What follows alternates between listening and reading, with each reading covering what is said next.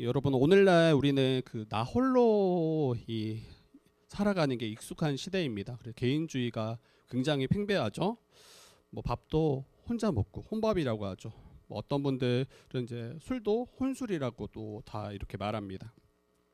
오늘날 신앙생활도 이제 혼신 같아, 혼신. 혼자 신앙생활하는 거. 그래서 이렇게 뭔가 교회를 이렇게 예배하고 또 출석하는 것도 그냥 홀로 신앙생활하고, 또 어떤 분들은 조용히 예배만 드리고 돌아가거나, 또 온라인으로 그냥 가정에서 이제 홀로 예배하는 것들을 그냥 이게 편안하고 마치 일상인 것처럼 그렇게 여기는 시대를 살아가고 있습니다. 그런데 성경은 한 번도 신앙을 개인적인 일로 이야기하지 않습니다. 그냥 혼자 고행하는, 또 수행하고 혼자 영적인 어떤 일을 행하는 것으로 그렇게 말한 적이 없습니다. 오늘 본문의 배경인 고린도 교회도 마찬가지입니다. 거기서 한 몸이라고 하지만 거기에 많은 지체가 있음을 성경이 이야기하고 있죠. 이 교회에 대한, 그리스도의 몸, 교회에 대한 이 비유인데요. 그 교회 안에, 고린도 교회 안에 은사가 굉장히 넘쳤습니다. 각 사람마다 굉장히 탁월하고 또 많은 이들이 우러러 볼 만한 그 은사들이 있었어요. 뭐 예언의 은사, 방언의 은사, 기타 등등의 많은 은사들을 가지고 교회가 세워져 있죠.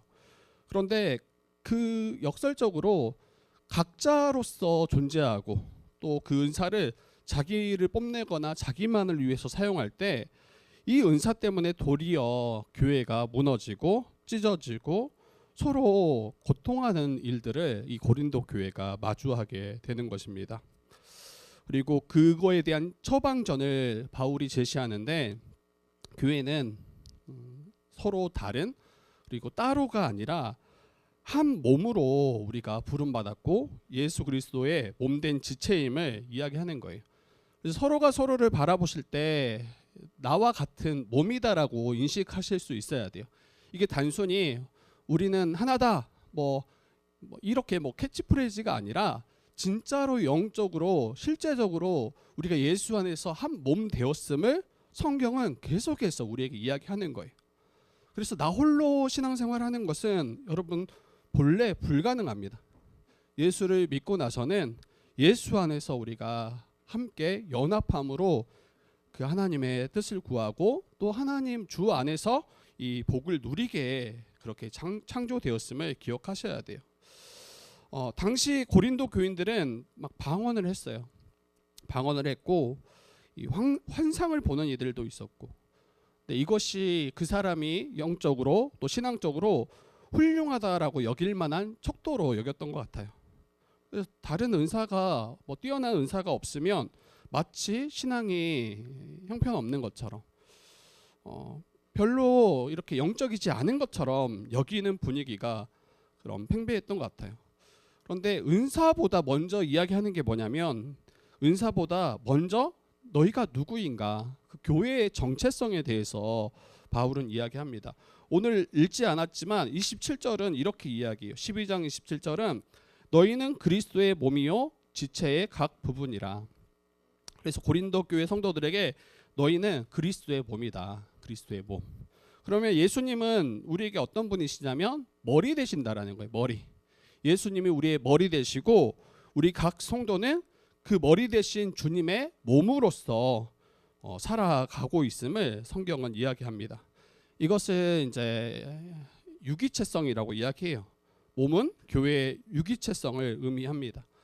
유기체성이라는 말은 이 각 부분이 따로 노는 게 아니에요. 우리 신체를 생각하시면 돼요.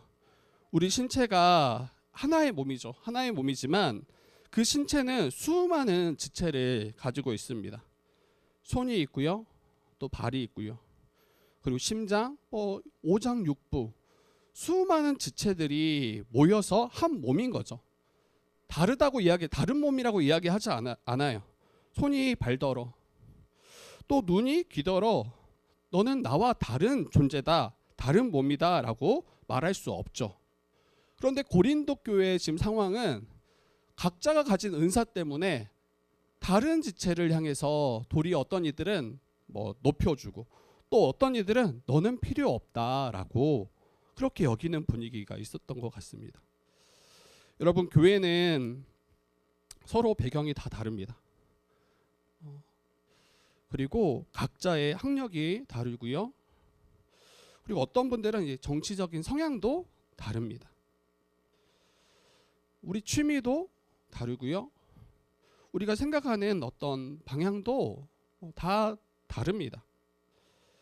그런데 우리 안에 이 그리스도의 피, 예수 그리스도를 믿는 그 믿음으로 인해서 서로가 한 몸 되었음을 성경은 이야기하는 거예요. 이게 이제 그리스도와의 연합, 이 신비한 그러한 연합으로 성경은 말하죠. 그래서 바울은 이렇게 말해요. 유대인이나 헬라인, 그 당시 유대인과 헬라인은 도무지 연합할 수 없는 존재예요. 유대인은 헬라인을 향해서 개와 같이 여겼고 부정하다 여겼고 결코 하나님의 백성이 될 수 없다라고 여겼던 이들인데, 그 유대인과 헬라인이 한 몸으로 연합됐다라고 선포합니다. 종과 자유인, 그 로마 시대에 예수 그리스도 이후에 그 로마 시대의 모습을 생각해 보세요. 종들이 있고요, 자유인이 있고 그들을 다스리는 주인들이 있는 거죠. 결코 연합하기에 합당하지 않은, 서로의 이해관계가 너무 다른. 그런데 성경은, 또 바울은 예수 안에 있을 때, 예수를 믿을 때 그 종과 자유인이 한 몸 되었다라고 이야기하는 거예요. 그래서 다 한 성령으로 세례를 받아 한 몸이 되었고라고 이야기해요. 성령을 받았다라는 것은 예수를 믿고 승천하신 예수께서 각 믿는 사람들에게 성령을 보내시죠. 그 성령께서 우리를 평안으로 우리를 하나로 꽉 묶어서 연합하게 하셨다라고 말씀하시는 겁니다. 만약 혹시나 여러분들이 옆에 있는 지체를 거부하거나 나와 함께 할 수 없다라고 여길 수 있어요. 교회에 제가 오랫동안 사역을 하고 또 여러 교회들을 사역했을 때 그런 분들이 꼭 있더라고요. 저에게 찾아와서나 아니면 이제 들려오는 이야기가, 저 사람이 있으면 난 여기 있을 수 없다. 나는 저 뭐 누구와 누군가와 난 같이 할 수 없다. 나와 너무 안 맞는다. 부딪힌다. 막 이러한 이야기들을 들려옵니다. 그리고 비방하기도 하고요. 때로 어떤 분들은 막 욕을 하기도 해요. 여러분, 만약 그러한 모습이 우리 안에 있더라면 이것은 내 몸의 일부를 잘라내는 것과 다르지 않아요. 예수께서는 우리를 한 몸으로 묶으셨는데, 그런데 나의 지체를 우리가 비방하거나 함께 할 수 없다라고 이야기하는 것은 나의 몸을 스스로 잘라내는 것과 다르지 않습니다. 이게 얼마나 비정상적입니까? 그런데 오늘날은 이것이 마치 정상인 것처럼, 이게 세상의 그런 가치관을 따를 때 이러한 일이 일어납니다.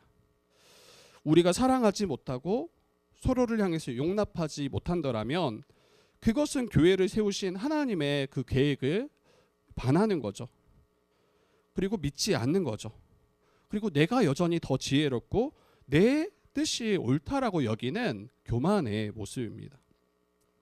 다 맞다라고 이야기하지 않아요. 교회 안에 있는 성도들이 어떻게 다 맞습니까? 어떻게 다 어울립니까? 불가능한 일이에요. 그런데 예수 안에서 가능한 공동체가 바로 교회입니다. 근데 이게 언제 가능하냐면 예수를 믿을 때, 그리고 예수 그리스도의 가르침 가운데 우리가 순종할 때. 그리고 우리가 순종하는 게 아니에요. 성령께서 우리 가운데 깨닫게 하시고 그 성령께서 우리도록 순종하도록 이끄신다는 거예요. 우리는 그 앞에 엎드리는 거죠. 그리고 자기를 부인하고 정말 주님이 걸어가신 그 십자가의 길을 함께 걸어갈 때, 그때 놀랍게 여러분 고통이 아니라 그것을 넘어서서는 참된 기쁨과 평안을 누리게 돼요. 문제는 내려놓지 못하죠.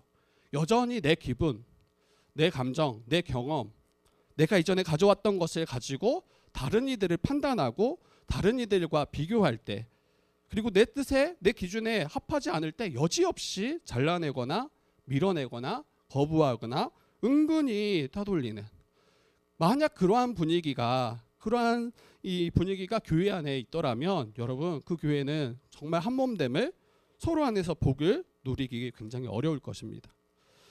여러분, 복음의 능력은 장벽을 허물어요. 아마 그 당시 때 유대인과 헬라인이 연합되었다라고 이야기한다면 다 들고 일어났을 거예요. 어디가 그런 사람이 있냐? 어떻게 유대인과 헬라인이 하나 될 수 있냐? 어떻게 종과 자유인이 하나 될 수 있냐? 아마 다 들고 일어나고 나는 도무지 믿을 수 없다. 나는 도무지 받아들일 수 없다. 이렇게 들고 일어날 사람이 정말 많았을 거예요. 그런데 교회는 여기 있다라고 말할 수 있는 거죠. 그러한 존재들이 여기 있다라고 이야기하고 함께 정말 하나님 나라의 복을 누리는 자들이 바로 교회입니다. 그렇기에 교회는 취향이 맞는 사람들끼리 모인 그런 동호회가 아니에요. 오히려 도무지 섞일 수 없는 사람들, 정말 나와 맞지 않은 이들, 근데 그들이 예수를 믿음으로 예수님의 통치 가운데 살아갈 때 정말 하나가 되는, 연합되는, 한 몸이 되는 그 놀라운 기적을 경험하는 공동체가 교회입니다. 여러분, 기독교 역사는 이것을 너무나 많이 이야기해요. 빌레몬이라는 사람이 있죠. 빌레몬서의 그 빌레몬인데요.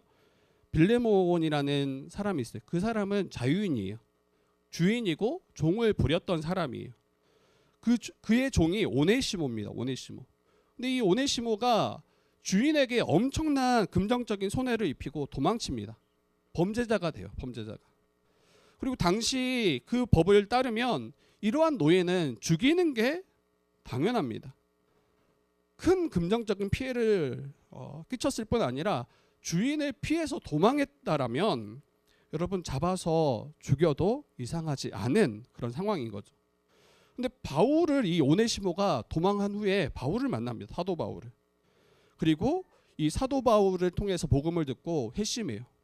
그리고 바울은 그 오네시모를 빌레몬에게 다시 보냅니다. 그리고 그 빌레몬에게 편지를 써서 그를 종이 아닌 사랑받는 형제로 대하기를 간곡히 부탁합니다. 더 이상 이를 종으로 여기지 말고 내게 유익하다.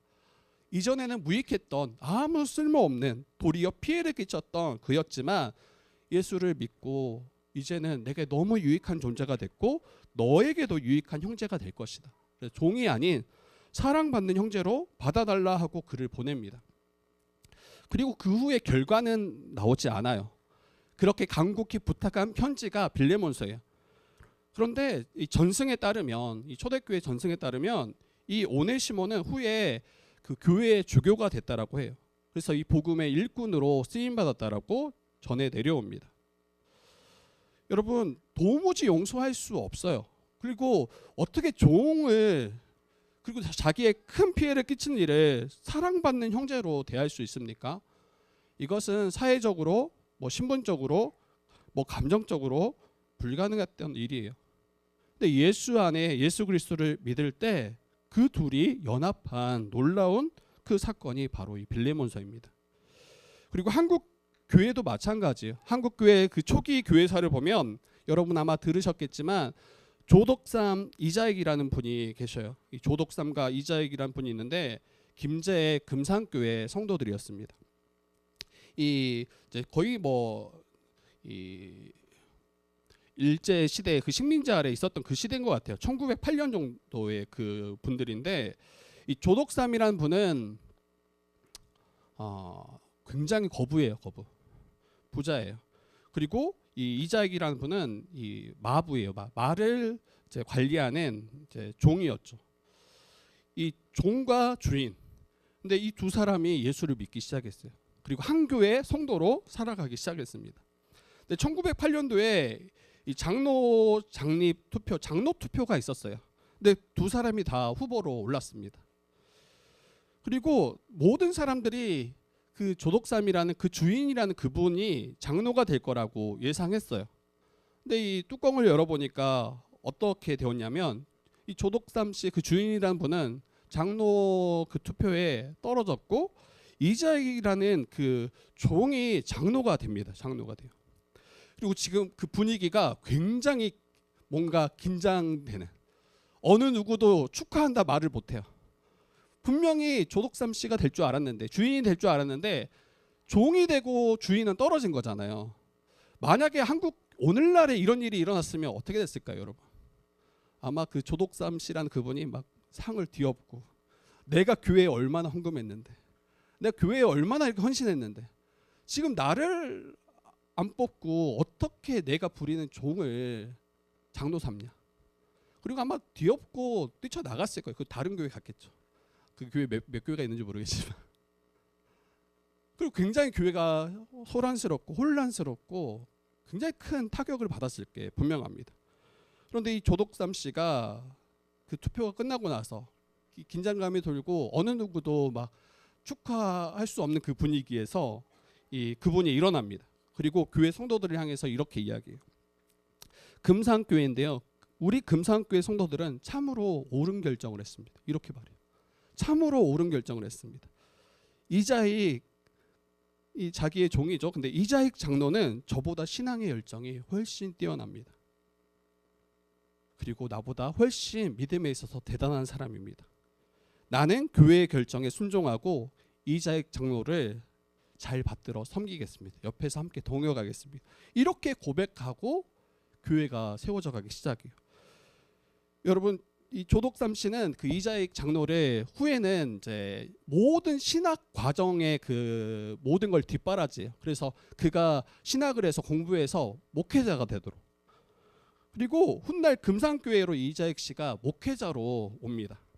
그리고 조독삼 씨는 그때 장로가 되어서 함께 이 교회를 세워가고 또 이 복음을 전하는 이 사역을 잘 감당했다고 해요. 앞에서 말했던 빌레몬, 그리고 제가 이 초기 한국교회의 조독삼과 이자익, 이 세 분, 여러분 우리는 이렇게 생각할 수 있어요. 정말 인격이 훌륭하다, 정말 대단하다. 근데 저는 그분들이 물론 대단해요. 물론 대단하고 정말 존경받을 만한 분이지만 그분들의 인격이 훌륭해서 이런 일들이 가능했다고 생각하지 않아요.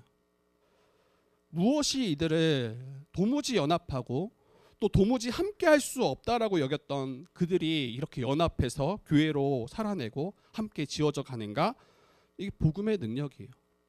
예수 그리스도께서 또 바울이 너무 분명하게 이야기하잖아요. 예수 안에서 유대인과 헬라인이, 종과 자유인이, 남자와 여자가 다 하나이다. 연합되었다. 이 모든 장벽을 무너뜨리는 능력은 복음에 있습니다. 복음에. 조금만 나와 맞지 않아도 선을 긋고 밀어내고 거부하고 은근히 따돌리는, 여러분 이것은 결코 교회에 합당한 모습이 아닙니다. 도무지 이것을 어찌 보면 뛰어넘을 수 없다라고 여겨지는 그 모든 문제를 다 뛰어넘을 수 있게 하는 것이 바로 복음인 거예요. 다시 한번 이야기 드릴게요. 혹시 나와 맞지 않는 이들이 있을 수 있어요. 그런데 은근히 그와 나 사이에 벽을 세우고 있더라면 이것은 예수님이 다 무너뜨리신 그 장벽을 다시 자기가 세우는 꼴이 됩니다. 여러분, 예수께서 허무신 벽을 다시 세우지 마세요.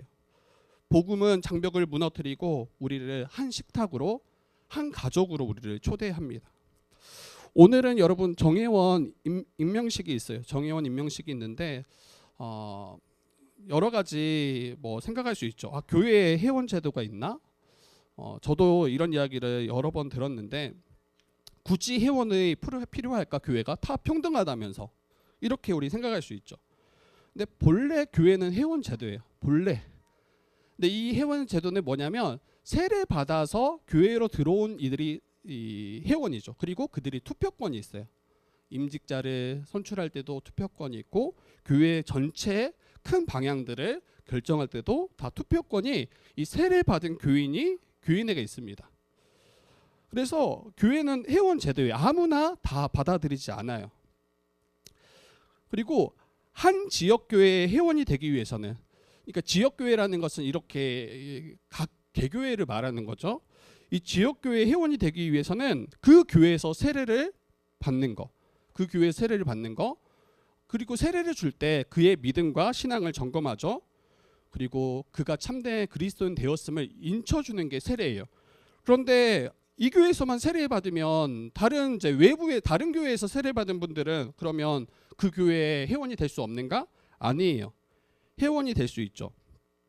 그런데 그가 받았던 그 세례, 그리고 그가 어떻게 신앙생활을 했는가, 그가 믿음의 어떠한 믿음을 고백하고 살아왔는가를 이 교회는, 지역 교회는 외부에서 교인이 들어올 때 그가 고백하는 바가 무엇인지, 그리고 이전에 교회로서 어떻게 살았는지를 점검하고 교인으로 받아들이는 거예요.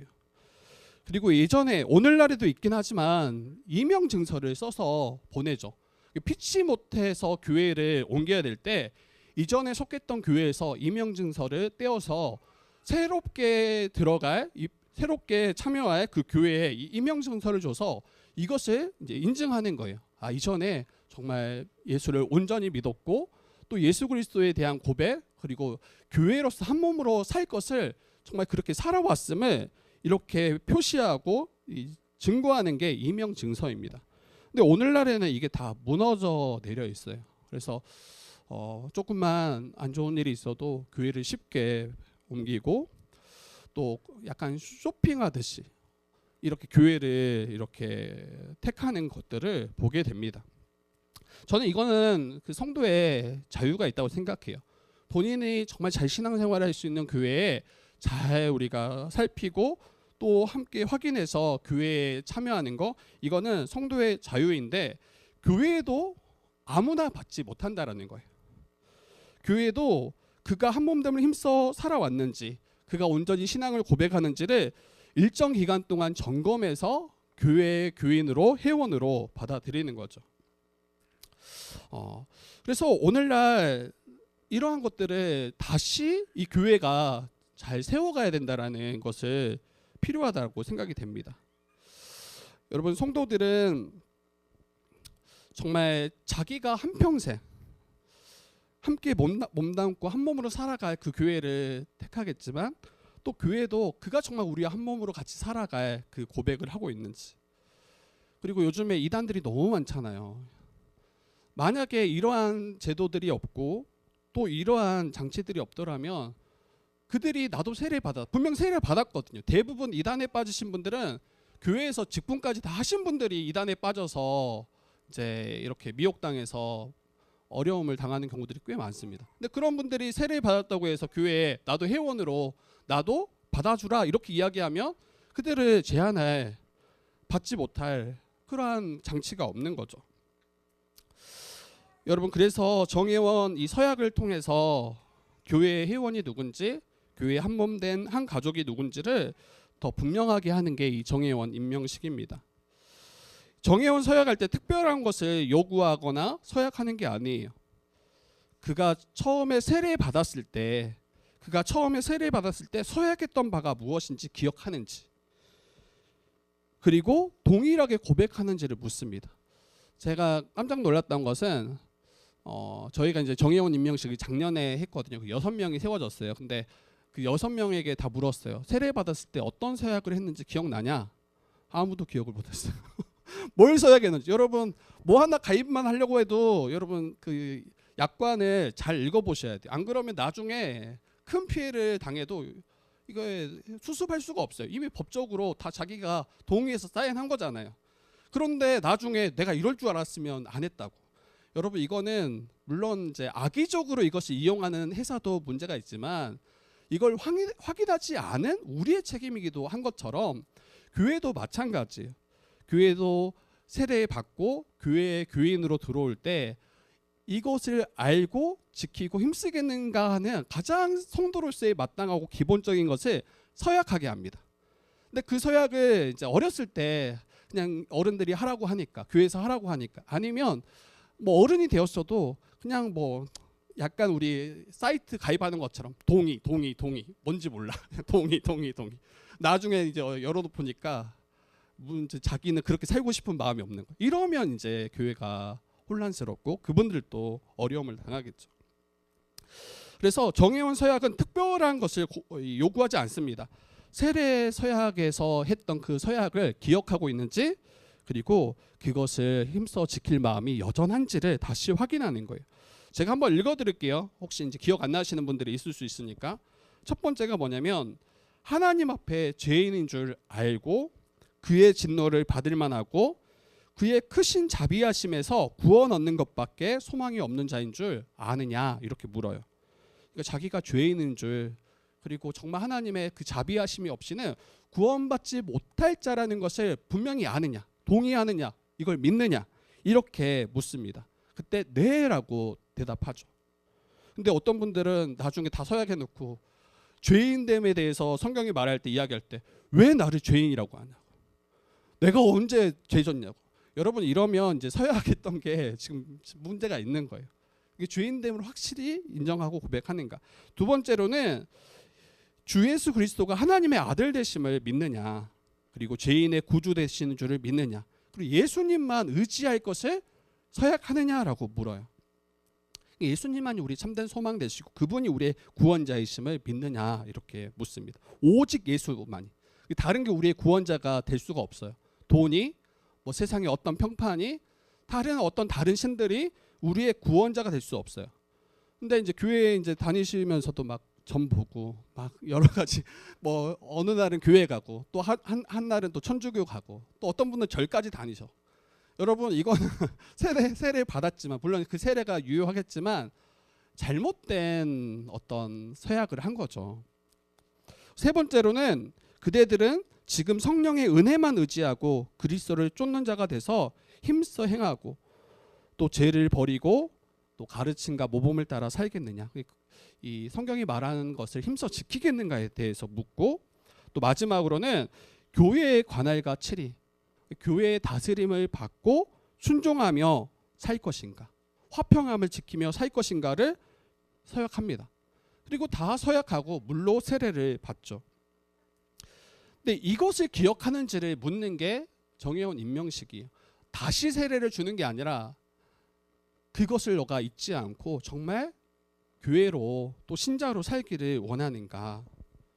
여러분, 지역교회의 정회원이 된다는 것은 단순히 교회의 명부에 이름 올리는 게 아니라, 그러한 행정 절차를 밟는 게 아니라, 이제 내가 속한 곳이 세상이 아니라 예수 그리스도 안에 내가 속해 있음을 분명히 하는 시간이고, 나는 이 지역교회 공동체와 함께 나의 평생을, 이 평생이라는 거는 교회를 떠날 수 없다 이야기하는 게 아니에요.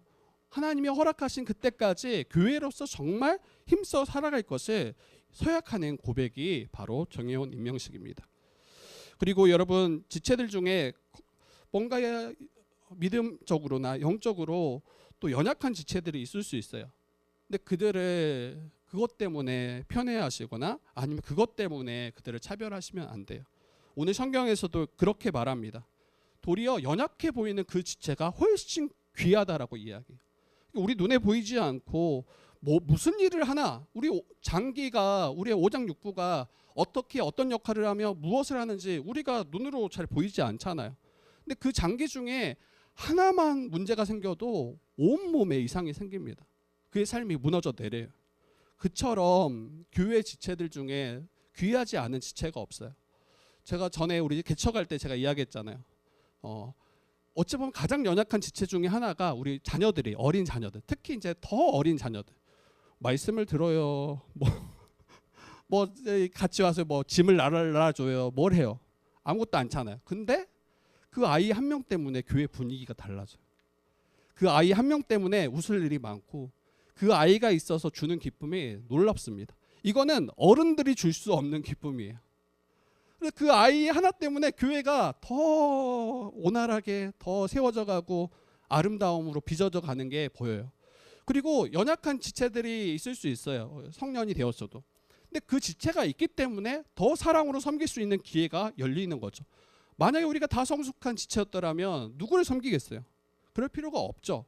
근데 연약한 지체들이 있기 때문에 그를 위해서 내가 뛰어들고 헌신하고 수고함으로 또 우리는 자라가고, 그 연약한 지체도 온전해짐으로 또 교회를 위해서 서로 한몸된 지체들을 위해서 수고하고 뛰어드는 것을 보게 됩니다. 그래서 연약하다고 해서 이것을 차별하지 마시고 정말 더 귀하게 여기실 수 있으면 좋겠어요. 우리의 입술에서 그걸 느낄 수 있도록, 우리의 삶으로 그가 있어서 내가 정말 복돼, 너가 있기 때문에 내가 너무나 큰 유익을 누리고 있다는 것을 그들이 우리가 함께하는 모든 지체들이 누릴 수 있도록 여러분들이 함께 힘썼으면 좋겠습니다.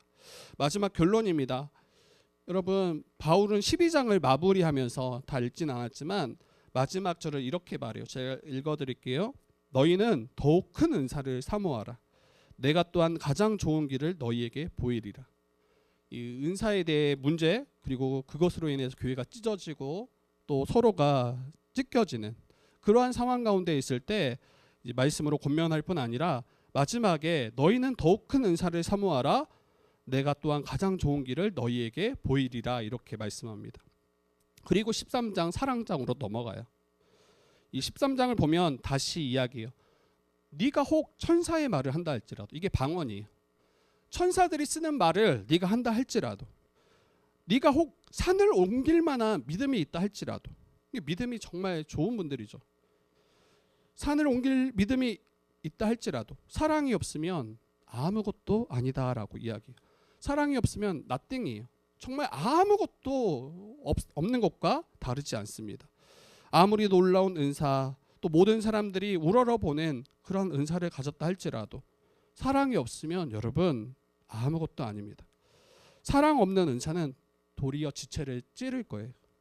사랑 없는 은사는 도리어 교회를 어렵게 할 거예요. 그러나 사랑으로 행하는 것은 작은 섬김이라 할지라도, 작은 은사라 할지라도 옆에 있는 지체를 살려냅니다. 옆에 있는 지체를 건져내고 옆에 있는 지체를 세워줍니다. 이게 바로 우리에게 은사를 허락하신 이유예요. 회원 제도도 마찬가지입니다. 정회원으로 입회했다고 그 정회원이 우리의 구원을 보장하지 않을 뿐 아니라 그 정회원이기 때문에 능력 있는 것도 결코 아닙니다. 회원제도 그 자체가 결코 능력 있지 않고 우리를 거룩하게 만들 수 없어요. 사랑이 빠진 제도는 자기의를 드러내겠죠. 또 정회원과 또 정회원 이전의 지체들의 선을 가르고 또 그들보다 내가 좀 더 낫다라고 그렇게 자기를 높이는 그러한 식으로 흘러간다면 이 회원 제도는 도리어 아무런 필요가 없습니다. 여러분, 한 몸 된 교회를 섬기기보다 도리어 교회를 어지럽게 만들 게 분명합니다. 그러나 사랑이 있더라면 회원으로서의 의무와 권리를 힘써 행함으로 교회가 더욱더 건강한 공동체로 세워져 갈 게 분명합니다. 여러분, 그리스도의 몸이에요. 우리는 그리스도의 몸. 교회는 한 몸, 예수 그리스도의 몸으로 우리가 각 지체로 존재하고 있다라는 거, 그리고 오늘 이제 정회원으로 입회하시는 분, 또 회원으로서 권리와 의무를 또 사랑으로 행할 수 있기를 부탁드리고요. 또 모든 지체들이 서로 지극히 사랑으로 함께 그리스도의 몸으로 지어져가는 저와 모든 여러분들 되기를 주님의 이름으로 축복합니다.